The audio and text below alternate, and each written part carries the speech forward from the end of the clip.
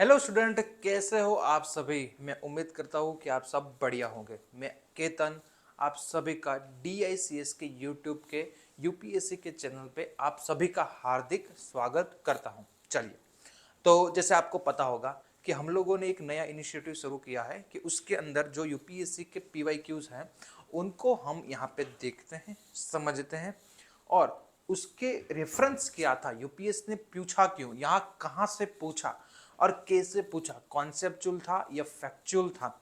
तो हम लोगों ने एक क्वेश्चन किया था, एक सेशन किया था उसके अंदर, और इसका आज सेकंड सेशन कंटिन्यू सेशन रहेगा। ठीक है, आज हम और एक क्वेश्चंस को समझेंगे कि जियोग्राफी के जो यूपीएससी 2024 के जो प्रीलिम में क्वेश्चंस पूछा गया था वो क्वेश्चंस कहाँ से पूछा गया था, कैसे पूछा गया था, एनसीईआरटी से आया था या नहीं आया था। जो बोलते हैं ना कि बेसिक पढ़ो, क्या पढ़ो, बेसिक पढ़ो, कॉन्सेप्ट क्लियर करो। तो क्या उससे क्या फायदा मिलता है कॉन्सेप्ट क्लियर करने से, और क्या नुकसान रहेगा अगर आप जो है ये कॉन्सेप्ट को नहीं समझते या फिर बिना समझे एग्जाम देने जाते हैं। समझ गए। चलिए, तो आज का जो क्वेश्चन रहेगा सेकंड नंबर क्वेश्चन, वो आपको अपने स्क्रीन पर दिखाई दे रहा है। क्या कह रहा है, consider the following statements. Consider the following statements. The atmosphere is heated more by incoming solar radiation.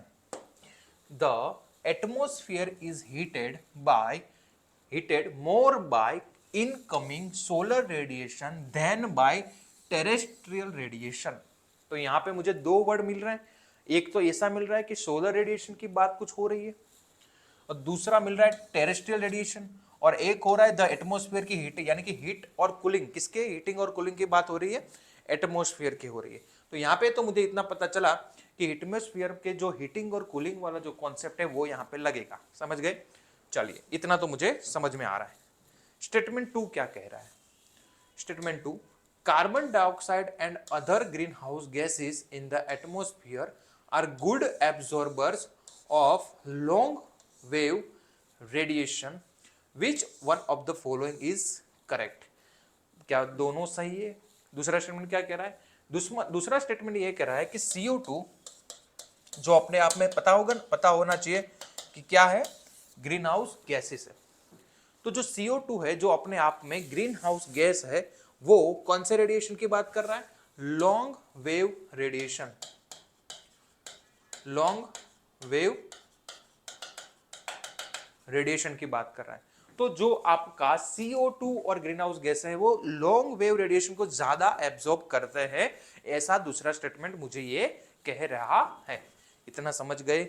चलिए, तो मुझे ये तब पता चल गया कि दोनों स्टेटमेंट में से कुछ ना कुछ खामियां है, या फिर कुछ ना कुछ सही या कुछ ना कुछ गलत है।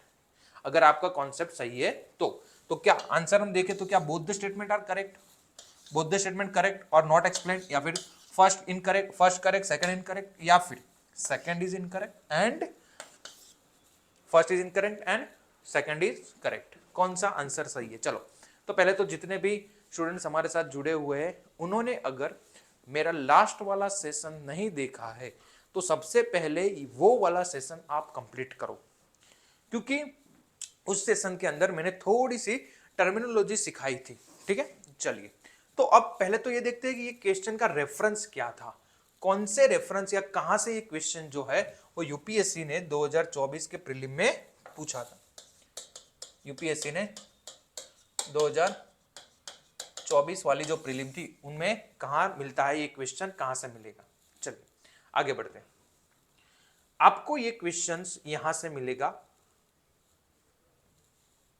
ये वाला चैप्टर है आपका सेकंड नंबर चैप्टर क्लाइमेट और एटमॉस्फेयर में, solar radiation, heat balancing and temperature. बहुत ही इंटरेस्टिंग चैप्टर है। देखो, हर साल जीपीएससी एटमॉस्फेयर और क्लाइमेटोलॉजी से बहुत सारे क्वेश्चन निकालती है। ठीक है, समझना, हीट बैलेंस हो गया, अल्बेडो हो गया, या फिर आपका साइक्लोन हो गया, आपका एंटी साइक्लोन हो गया, प्रेशर बेल्ट हो गया, विंड सिस्टम हो गया, ITCZ हो गया, बहुत सारे क्वेश्चन निकालती है यहां से हर साल।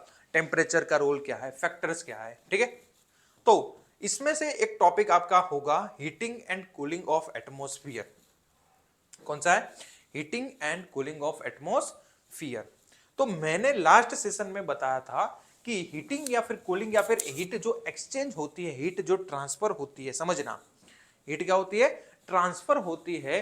तो वो कितने तरीके से हो सकती है, तो हम लोगों ने 3 मेथड्स पढ़े थे। कौन कौन से, कंडक्शन, कन्वेक्शन एंड रेडिएशन।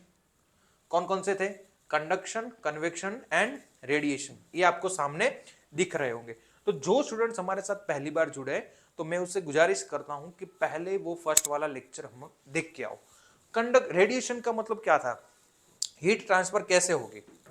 तो हीट ट्रांसफर के लिए कनेक्शन जरूरी नहीं है, बिना कनेक्शन अगर heat as a radiation form में अगर आपके पास आ रही है और आपको हीट फील हो रही है तो आप उसको क्या बोलेंगे, रेडिएशन से हीट का क्या हुआ, ट्रांसफर हुआ। कंडक्शन क्या रहता है, तो डिफरेंट टेम्परेचर वाले जब दो फेजेस या दो थिंग्स या माध्यम जो है वो आपस में क्या होते हैं, जब संपर्क करते हैं, कनेक्ट होते हैं, तब दोनों के डिफरेंट टेम्परेचर की वजह से दोनों में हीट का ट्रांसफर तब तक होता रहेगा जब तक दोनों चीजों का, दोनों माध्यम का टेम्परेचर एक नहीं हो जाता, इक्वल नहीं हो जाता। जैसे गर्म और ठंडा पानी है, तो गर्म और ठंडा पानी को जब आप मिक्स करेंगे तो क्या होगा, तो जो जो नया पानी बनेगा, नया पानी मतलब कि नया टेम्परेचर वाला पानी बनेगा, उस बहुत ना तो ज्यादा गर्म होगा ना बहुत ज्यादा ठंडा। क्यों, क्योंकि हीट ट्रांसफर हुआ होगा। कैसे, तो कि हॉट वाटर से कोल्ड वाटर तक हीट ट्रांसफर हुआ होगा। समझ में आ रहा है। और लास्ट क्या है, कन्वेक्शन। तो कन्वेक्शन कैसे होता है, आप लोगों ने डीप में पढ़ा था, ठीक है, कि कन्वेक्शन होता है आपका जब भी हीट का एक्सचेंज या हीट का ट्रांसफर बाय एयर और वाटर के माध्यम से हो। तो हम लोगों ने पढ़ा था कि विंड जो थी वो वर्टिकल ऊपर जा रही थी, और वर्टिकल जा रही थी कैसे, तो सबसे पहले सरफेस ग्राउंड जो है वो सबसे ज्यादा क्या होगा, हीट एब्जॉर्ब करेगा। उसके बाद उनके ऊपर रही जो भी विंड होगी वो हीट को एब्जॉर्ब करेगी। जैसे ही हवा या फिर विंड जो जैसे ही हीट को एब्जॉर्ब करती है, गर्म होती है, हॉट होती है, वैसे वैसे वो स्प्रेड होती जाती है। क्या होती जाती है, स्प्रेड। और जैसे ही विंड स्प्रेड होगी वैसे ही वो वेट में कैसे होगी, लाइट। और पता है ग्रेविटी की वजह से क्या होगा, भारी चीजें नीचे रहेगी, और जैसे ही लाइट वेट होगी वो विंड जो है वर्टिकल मूव करेगी। कैसे, अपवर्ड में। क्या, अपवर्ड में। समझ गए। और जैसे वर्टिकल मूव करेगी वैसे वैसे वो जो हीट है वो एटमॉस्फेयर के अपर लेयर को हीट ट्रांसफर या हीट एक्सचेंज करती जाएगी। ऐसे ऐसे आपका जो ट्रोपोस्फियर है वो हीट को क्या करता रहेगा, एब्जॉर्ब होता रहेगा, करता रहेगा। समझ में आ रहा है। तो उस मेथड को क्या बोले थे हम लोग, कन्वेक्शन मेथड बोले थे। समझ गए। चलो, तो अब यहां पढ़ना कि heating and cooling of atmosphere क्या लिख रहा है एनसीईआरटी। एनसीईआरटी लिख रहा है यहां पे एक लाइन। पहले तो दूसरी चीज, आपको पता है कि जो सन में से, जो आपको पता है कि सन में से जो यहां आपका हो गया एटमॉस्फेयर, तो जो सन में से रेज आते हैं वो कौन से होंगे, शॉर्ट वेव। याद रखना कौन से होंगे, शॉर्ट वेव वेवलेंथ या फिर शॉर्ट वेव रेज, जो डायरेक्ट कहां से आते हैं, सन से। क्यों, क्यों, क्योंकि उनके पास एनर्जी ज्यादा, और जिसकी एनर्जी ज्यादा है वो सबको पता होगा कि उसकी जो वेवलेंथ वो क्या हो जाती है, कम, क्योंकि फ्रीक्वेंसी बढ़ जाती है। समझिए, ये आपको पता होना चाहिए। नहीं पता है तो कोई टेंशन लेना नहीं, कंफ्यूज पॉइंट लिखो, कमेंट में बताओ कि नहीं पता ये वाली चीज, फ्रीक्वेंसी और वेवलेंथ का रिलेशन, मैं उस पर एक अलग सेपरेट वीडियो लेके आऊंगा। चलो, तो यहाँ पे आपको जो सन में से रेज आते हैं वो कौन से वेवलेंथ होंगे, शॉर्ट वेवलेंथ होंगे। समझ में आ रहा है। चलो, अब ये जो शॉर्ट वेवलेंथ होंगे इसकी वजह से क्या होगा, एटमॉस्फेयर उसको डायरेक्ट एब्जॉर्ब नहीं हो सकता, नहीं कर सकता, जो भी यहाँ पे गैस पार्टिकल्स हैं। दूसरी चीज आपको पता होना चाहिए कि एटमॉस्फेयर जो है, एटमॉस्फेयर, ठीक है, वो हीट को कैसे एब्जॉर्ब करता है, और कौन एटमॉस्फेयर में कौन से गैसेस है। देखो, एटमॉस्फेयर में कई सारे गैसेस है, लेकिन एटमॉस्फेयर में जो गैसेस हीट को एब्जॉर्ब करते हैं उसको क्या बोला जाता है, ग्रीन हाउस गैस। एटमॉस्फेयर कहां से एनर्जी लेगा, एटमॉस्फेयर का रोल क्या है आपको पता होना चाहिए। एटमॉस्फेयर एक तो सर्वाइवल के लिए जरूरी है, जैसे हमारे लिए ऑक्सीजन जरूरी है, ठीक है, पेड़ पौधों के लिए कार्बन डाइऑक्साइड जरूरी है, एक तो सर्वाइवल के लिए जरूरी है एटमॉस्फेयर। दूसरी चीज, एटमॉस्फेयर क्या करता है, हीट को एब्जॉर्ब करता है, अर्थ की सरफेस, पृथ्वी को, अर्थ को एकदम कूल डाउन होने से बचाता है। जैसे रात हो जाती है नाइट में, जब हीट के रेज नहीं आती पृथ्वी अर्थ के सरफेस तक, तब एटमॉस्फेयर ने जो दिन में एनर्जी को क्या करा हुआ होता है, एब्जॉर्ब करा हुआ होता है। तो दिन के अंदर यहाँ पे एनर्जी को क्या करा होता है, एब्जॉर्ब, यहाँ पे एब्जॉर्ब। इसकी वजह से क्या होता है कि आपका जो अर्थ है वो एकदम कूल डाउन नहीं होता, वो एकदम माइनस में नहीं चला जाता उसका टेम्परेचर। क्यों, क्योंकि हीट, एटमॉस्फेयर ने क्या होगा, हीट को एब्जॉर्ब किया होगा। समझ में आ रहा है? चलो, तो एटमॉस्फेयर का सबसे इंपॉर्टेंट रोल हीट एब्जॉर्ब करना है, ठीक है। और दूसरा, हीट एब्जॉर्ब कौन करता है, कौन से गैसेस है, तो उसको बोलते हैं ग्रीन हाउस गैसेस। आपने नाम सुना होगा, carbon dioxide, ozone, methane, water vapour, nitrous oxide, ये सारे के सारे क्या है, ग्रीन हाउस गैस, जो हीट को क्या करते हैं, एब्जॉर्ब करते हैं। इसकी वजह से तो देखो ना कि कार्बन डाइऑक्साइड हीट को एब्जॉर्ब करने वाला गैस है, वो हीट को पकड़ के रखता है, हीट को पकड़ के रखता है। इसलिए क्या होता है कि वो हीट को पकड़ के रखता है, इसकी वजह से हमारा अर्थ का जो एटमॉस्फेयर है वो हॉट रहता है। अब ज्यादा हीट को, जब ज्यादा कार्बन डाइऑक्साइड हो जाएगा एटमॉस्फेयर के अंदर, तब क्या होगा, तब क्या होगा कि कार्बन डाइऑक्साइड की मात्रा बढ़ने से ज्यादा हीट होगी, ज्यादा हीट को वो एब्जॉर्ब करेगा। इसकी वजह से अर्थ जो है वो ज्यादा हीट को फील करेगा। इसी को तो बोलते हैं ग्लोबल वार्मिंग। क्या बोलते हैं, ग्लोबल वार्मिंग। चलो, ये तो अलग टॉपिक हो गया। तो हमको पता चला कि जो हीट होगा वो एब्जॉर्ब ग्रीन हाउस गैस करता है, लेकिन वो कभी भी सन की जो डायरेक्ट रे आती है यानी कि शॉर्ट वेव में, वो नहीं कर पाता। तो मतलब कौन सा करेगा, तो अब देखो एनर्जी यहाँ पे एटमॉस्फेयर है, तो ये हीट कहां से मिलेगी उनको, अगर डायरेक्ट से नहीं मिल रही है तो कहां से मिलेगी। तो यहां पे देखो क्या होगा, एक मिनट पहले मैंने ये दिखा देता हूं, टेरेस्ट्रियल रेडिएशन। कौन सा रेडिएशन, टेरेस्ट्रियल रेडिएशन, ये आपको दिख रहा होगा। चलिए देखो, द इंसोलेशन यानी कि सन की जो रेज है, insolation received by the earth is in short waves form. ठीक है, सन रेज, जो सन की जो इंसोलेशन आएगी अर्थ तक, वो कौन से वेव्स में आती है, शॉर्ट वेव्स फॉर्म में आती है। समझ गए। And heats up its surface, तो क्या होगा, सबसे पहले अर्थ की जो सरफेस है, ये वाली सरफेस, नॉट एटमॉस्फेयर, अर्थ की सरफेस, ये सरफेस जो क्या करेगी, हीट को एब्जॉर्ब करेगी, या फिर ऐसा बोल सकते हैं कि खुद हीट को एब्जॉर्ब करके खुद एक रेडिएटिंग बॉडी बनेगी। अब जितनी एनर्जी चाहिए वो अपने पास रखेगी, बाकी की क्या करेगी बताओ फटाफट, उनको स्पेस में ऐसे रिलीज करेगी। अब जैसे रिलीज करेगी मतलब खुद अर्थ जो है वो खुद अर्थ कौन सी बॉडी बन गया है, रेडिएटिंग बॉडी। अब ये खुद जो रेडिएटिंग बॉडी बन गया है, इसकी वजह से ये जो रेज आपको यहाँ पे दिख रहे होंगे, ठीक है, इसको बोलते हैं टेरेस्ट्रियल रेडिएशन। क्या बोलते हैं, टेरेस्ट्रियल रेडिएशन। समझ गए। तो the earth after being heated itself becomes a radiating body and it radiates energy to the atmosphere in long wave form. देखो कौन से फॉर्म में, लॉन्ग वेव। क्यों, क्योंकि अर्थ खुद थोड़ी ना एनर्जी को जनरेट कर रहा है, अर्थ तो जो सन में से एनर्जी आई उसको एब्जॉर्ब करेगा, उसको अपने पास रखेगा, खुद गर्म होगा अर्थ की सरफेस, और बाद में जो अर्थ की सरफेस है वो क्या करेगी, तो कि वो जो एनर्जी को एब्जॉर्ब किया हुआ है उसको रिलीज करेगी। समझ गए, उसको क्या करेगी, रिलीज करती रहेगी। अब जो खुद वो नहीं करती, वो रिलीज करती रहती है, उसको क्या बोलते हैं, टेरेस्ट्रियल रेडिएशन। लेकिन वो कौन से फॉर्म में होंगे, लॉन्ग वेव फॉर्म में। जो रेडिएशन आएंगे वो कौन से फॉर्म में होंगे, लॉन्ग वेव। चलो कमेंट करके बताना अगर आपको शॉर्ट वेव और लॉन्ग वेव्स, तो कैसे डिसाइड करते हैं फ्रीक्वेंसी और वेवलेंथ का रिलेशन क्या है। अगर ये आपको डीप में समझना है तो कमेंट करके बताओ। चलो, तो लॉन्ग वेव फॉर्म में होगी। अब ये एनर्जी क्या होगी, लॉन्ग वेव फॉर्म में होगी, एनर्जी थोड़ी कम रहेगी। एनर्जी कम रहेगी, इससे क्या होगा, तो यहाँ पे जितने भी ग्रीन हाउस गैसेस होंगे, क्या होंगे, ग्रीन हाउस गैसेस। अब ये ग्रीन हाउस गैसेस यहाँ पे एब्जॉर्ब करेंगे ये वाली एनर्जी को, और पूरा एटमॉस्फेयर का क्या होगा, हीट एब्जॉर्ब होगा। वो कैसे होगा, पहले कंडक्शन होगा फिर कन्वेक्शन होगा, ठीक है, उसके बाद में चर्चा करेंगे।